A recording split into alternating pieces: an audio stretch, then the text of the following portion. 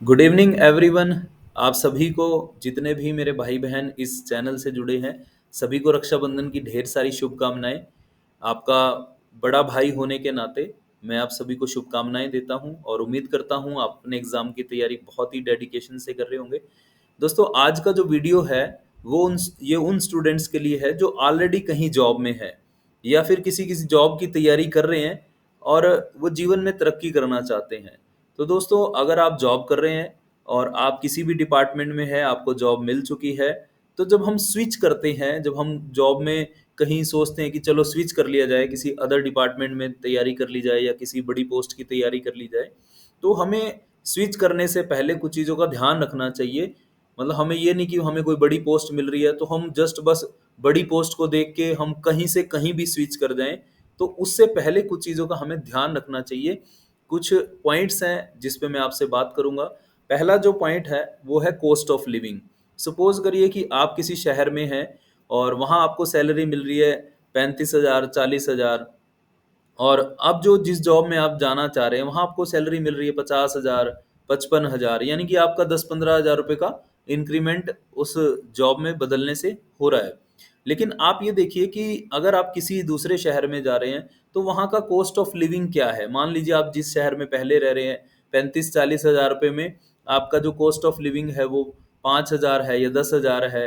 और अगर आप ऐसे किसी सिटी में जा रहे हैं जहाँ पे कॉस्ट ऑफ लिविंग ही 20-30 हज़ार रुपये होगा, तो फिर आपको उस जॉब को स्विच करने का कोई फायदा नहीं होगा एज सच। तो आपको सबसे पहले पॉइंट पे ध्यान रखना है, क्योंकि फाइनेंशियली हम स्ट्रोंग होने के लिए तो जॉब को स्विच करते हैं।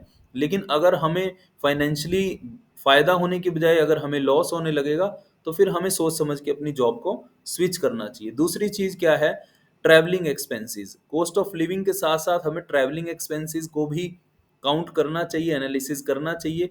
कि मान लीजिए आप किसी दूसरे शहर में जा रहे हैं जहाँ पे अपने ऑफिस से घर, घर से ऑफिस जाने का जो ट्रैवलिंग एक्सपेंसेस वही बहुत ज़्यादा है, और वहाँ से आपके घर की दूरी भी, मान लीजिए आप वीकेंड पे जाएं या 15 दिन में, महीने 2 महीने में, तो आपका वहाँ से दूर ट्रैवलिंग एक्सपेंसेस कितना पड़ता है, आपको उसका एनालिसिस करना चाहिए जॉब को स्विच करने से पहले।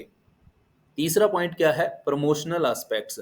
कि आपको देखना चाहिए कि आप जिस जॉब में अब जा रहे हैं और पहली जॉब जो आपको लग रहा है कि ये उससे छोटी पोस्ट है, तो दोनों में प्रमोशनल एस्पेक्ट्स, अगर आपकी जितनी भी सर्विस बची है, जितने भी साल सर्विस आप और करेंगे, उसमें आप कैलकुलेट करने की कोशिश करिए उसको, कि प्रमोशनल एस्पेक्ट में मैं इस जॉब में कहाँ तक पहुँच सकता हूँ, और अगर मैं स्विच कर रहा हूँ तो वहाँ पे मेरे प्रमोशनल एस्पेक्ट्स क्या है, उसको आपको ध्यान में रखना चाहिए। चौथी चीज क्या है, कि मान लीजिए आप कहीं ऐसी जॉब में हैं जो कि नॉन ट्रांसफरेबल है, और अब कहीं आप जॉब में जा रहे हैं या जाना चाह रहे हैं तो वो ट्रांसफरेबल है, तो आपको कौन सी जॉब ट्रांसफरेबल अच्छी लगती है या नॉन ट्रांसफरेबल, कि आप एक ही जगह पे रहना चाहते हैं, या कुछ लोगों का होता है कि मेरे को थोड़ा सा स्विच करते रहना है, 3 4 5 साल में ट्रांसफर होती रहे, मुझे कोई प्रॉब्लम नहीं है।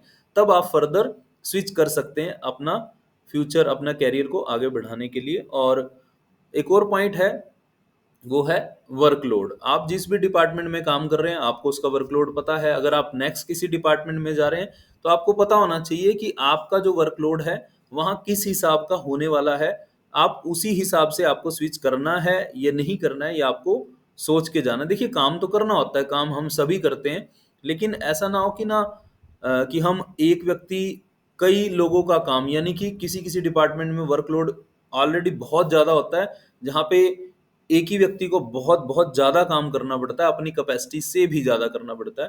तो आपको सोच समझ के स्विच करना चाहिए कि आपकी प्रायोरिटीज़ क्या है। कि आपको हो सकता है आपको समय थोड़ा सा चाहिए कि आप 5 बजे के बाद ऑफिस में नहीं रुकना चाहते, अपनी आप हेल्थ को प्रायोरिटी देना चाहते हैं, आप अपनी फैमिली को प्रायोरिटी देना चाहते हैं, वट एवर जो भी आपका रीज़न हो सकता है। तो आपको ये चेक करना है कि किस तरह से आपको उस जॉब में स्विच करना है या नहीं करना है। तो ये कुछ पॉइंट्स हैं जिसपे मैंने आपसे डिस्कस किया।